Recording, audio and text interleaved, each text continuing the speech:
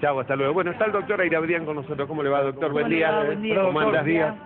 Ayer se informó que se habían realizado múltiples procedimientos en la cárcel de Cruz del Eje y también en esta ciudad con varios detenidos. En la cárcel, obviamente, las personas se encuentran cuando son internos, alojados allí a disposición de los jueces que oportunamente le resolverán su situación, acusados ahora con esta derivación que habría tenido una investigación policial, judicial, de lo que se llama secuestro virtual. El secuestro virtual, cuando alguien recibe una comunicación telefónica y le hacen saber falsamente que tienen un familiar de esa persona a la que están hablándole, los tienen secuestrado y que para recuperar la libertad o para liberarlo tiene que pagar una suma de dinero. ¿Dónde hay que hacerlo? Bueno, la persona entra en un cuadro de angustia, de desesperación, reúne el dinero y finalmente consigue la finalidad.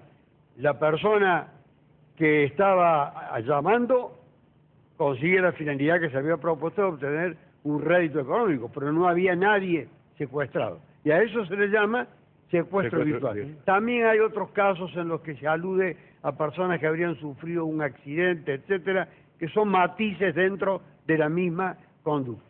Pero resulta ser que el llamado secuestro virtual no existe. ¿Cómo no existe? No existe en el Código Penal. La figura no existe. No existe. No hay ninguna figura que se llame secuestro virtual. Entonces, ¿secuestro virtual qué es? ¿Un invento periodístico? ¿Un invento jurídico? ¿Una aplicación violatoria de la ley? Hay un principio que se llama de legalidad, que solamente se puede perseguir y juzgar hechos que estén contenidos y descritos previamente en la ley. En la ley tiene que estar contemplada la figura correspondiente para saber cuáles son las condiciones que generan la represión de esa conducta. En consecuencia, el secuestro virtual no está en la normativa del Código Penal argentino. Entonces, ¿qué figura aplican los jueces? Y aquí entra un gran problema. En Córdoba prácticamente no hay discusión, porque Córdoba es muy atrasada jurídicamente, hay como una especie de agotamiento de la creatividad y de la imaginación jurídica. Le meten extorsión a este comportamiento que ellos llaman delictivo. Extorsión que tiene una pena de 5 años a 10 años de prisión. Es un delito muy severo. Prisión efectiva. Pero hay otros... Una pena grave también. Muy grave. Pero hay otros tribunales, y particularmente, nuevamente tenemos que hablar del otro país, Capital Federal y Buenos Aires, que dicen, no señores, esa conducta no es constitutiva del delito de extorsión. En la extorsión hay una intimidación de un sujeto a otro, en el que se lesionan dos bienes jurídicos de la persona a la que se está intimidando. Por un lado, su libertad, porque lo obligan a hacer algo que él no quiere hacer, pero lo están intimidando a que lo haga, y por otro lado, le están causando un perjuicio económico, porque tiene que pagar algo para evitar que ese proceso intimidatorio siga ejecutándose, contra la libertad y contra el patrimonio. Pero allá hay pronunciamiento, allá en el otro lugar, en el otro país, en la Capital Federal y en Buenos Aires, que dicen, no señores, esto no es extorsión, esto es una estafa. ¿Por qué es una estafa? Primero les digo la pena de la estafa. Sí. De 1 mes a 6 años. El máximo es apenas 1 año más que el mínimo de la extorsión. Y el mínimo está remotamente lejos. 1 mes a 6 años. ¿Y por qué dicen que es una estafa? Porque se dan las 3 condiciones de la estafa. Primero, una puesta en escena, que sería un fraude. El fraude es constitutivo por un ardid, por un engaño, por una mentira. La mentira de tener a alguien secuestrado. Eso es una mentira. No tienen a nadie secuestrado. Segundo, la persona que recibe la llamada telefónica es engañada e incurre de esa manera en un error por el engaño del autor de la llamada. Y tercero, hace un pago. Se llama disposición patrimonial perjudicial, pero es un pago. Entonces, son tres elementos. Ardid o engaño del que llama, esté en la cárcel o esté en la calle. Segundo, un error en el que recibe la llamada, convencido porque el que lo llamó le dijo, le hizo creer que había una persona secuestrada. Y tercero, el pago. ¿Por qué? No hay ninguna intimidación. Hay simplemente, dicen estos jueces, un engaño, una mentira provocadora del error y consecuencia del error, consecuencia última, el pago, que es lo que se propone el autor del hecho.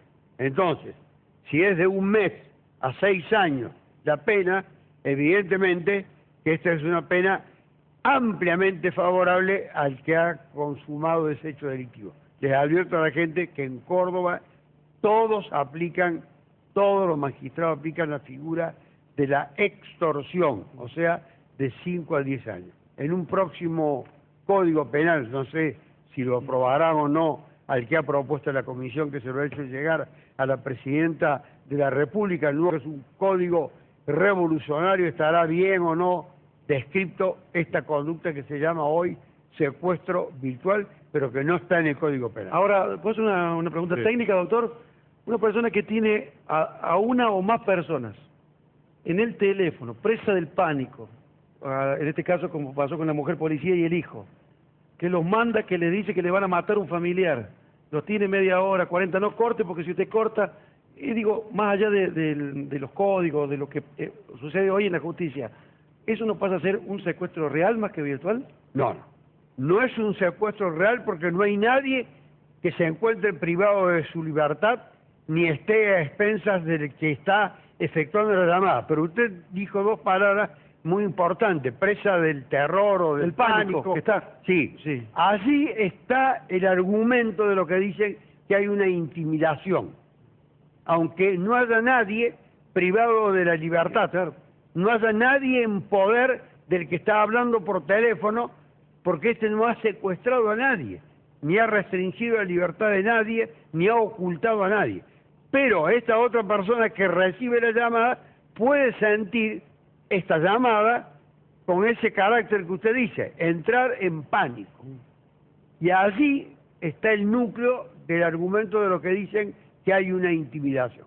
Pero esto es una discusión de los juristas. Tiene que haber una norma legal clara y precisa que diga en qué consiste la conducta del secuestro virtual y cuál es la pena que le corresponde, porque puede tener una pena que no sea ni la de la estafa ni la de la extorsión, ni muy baja ni muy alta. Y acá en Córdoba, los otros casos, ¿cómo han sido sancionados? Hay acusados actualmente de establecimientos carcelarios acusados por este tipo de delito. Algunos han sido juzgados y condenados por el delito de extorsión. Hay otros que tienen la causa para ser elevada a juicio, acusados por el delito también de extorsión. De estafa no hay absolutamente ninguno. Pero no sé si los defensores lo plantean o no lo plantean. Eso lo desconozco. De todas maneras, en Buenos Aires, en el otro país, en la capital y en Buenos Aires, sí lo plantean y han tenido éxito. Y cuando van a la corte que... No ha llegado, ninguna a la corte. Nunca ha llegado a la corte para que la corte se pronuncie y tenga que decir que esto es tal o cual delito. Si llega ahí a la corte ya si llega a ir a la corte, no sé lo que puede llegar a ocurrir. La corte siempre tiene pronunciamientos imprevisibles. No se olviden que el presidente de la comisión reformadora del Código Penal es uno de los miembros más prominentes de la Corte, el doctor Raúl Zaffaroni. Y ese código, si es aprobado, ya hay, no sé, los que leen los diarios, habrán leído artículos furiosos en contra de la reforma que se está propiciando. En Córdoba no hay ningún avesado penalista, porque hay varios buenos, que haya hecho cambiar la carátula de extorsión a estafa en alguna de esas acusaciones, ¿o no? No le voy a decir que sea avesado, lo único que le voy a decir es que se hizo cambiar la carátula, pero no por la estafa o por la extorsión, sino por una mucho más leve todavía, por un encubrimiento. La persona que tenía que ir a recibir el dinero, Sí. no alcanzó a recibir el dinero. Y si lo hubiera recibido, no hubiera hecho nada más que contribuir a la obra del que había llamado. No era un partícipe necesario, como se dijo por parte de la fiscal de instrucción. Y una cámara, la Cámara de Acusación dijo, tiene razón el defensor. Es solamente una encubridora afuera. Sí, muy bien.